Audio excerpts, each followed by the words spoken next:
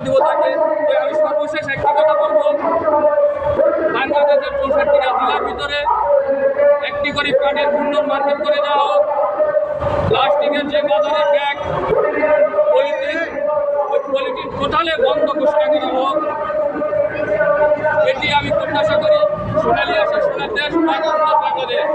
সোনালী আসবে আমাদের ব্যবহার, দেশ হবে জনতা। ধন্যবাদ সবাইকে। কেমন লাগছে পাটের শাড়ি পরে আপনার কেমন লাগছে? মানে কি বলবো,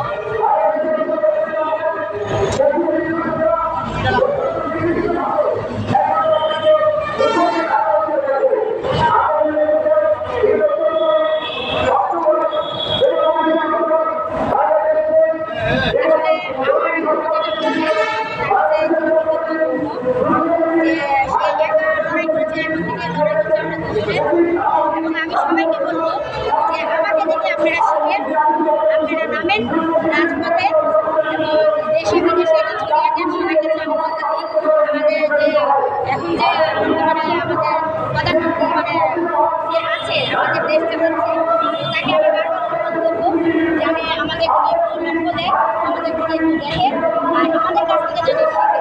আপনার সাথে আমি একমত, মালিক ভাইয়ের সাথে আমি বর্তমানে পাটের শাড়ি তো অনেকে অনেক কথা বলবে, এটা না দেখে এখন সামনে আগাতে হবে, মানে ছড়িয়ে দিতে হবে। কিছুদিন সরি ভাই, আমি আসলে শুনতে পারি না, আসলে 1 টাকা আর 10 টাকা আমার কাছে এটা কোটি টাকা। আপু কিছুদিন ভাইয়া একটা ছবি পোস্ট করেছিল, সেই নিয়ে অনেকে অনেক কথা বলেছে, সেই নিয়ে আপনি কি বলতে চাচ্ছেন? আসলে যেখানে গল্প সেখানে এটা হবেই স্বাভাবিক, এটা বাংলাদেশ। ভালোটা কেউ দেখে না, খারাপটা সবাই দেখে। তো আমরা খারাপের দিকে না যাই, আমরা ভালো দিকে যাই। এর পরবর্তী প্ল্যানগুলো কি কি, এখন কি কি জনগণের কাছে কি কি তুলে ধরতে যাচ্ছেন এই মুহূর্তটা যদি বলতেন?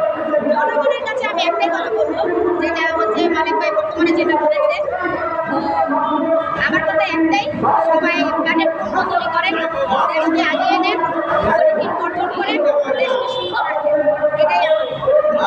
আর বেশিরভাগ কিন্তু উত্তরা অঞ্চলে কিন্তু সম্পূর্ণ পাট করা চাষ করা হয়। আমার বাড়ি হচ্ছে দেশের বাড়ি রসুনদি, আমি তাকে জমি। আপু একটা শেষ প্রশ্ন ছিল,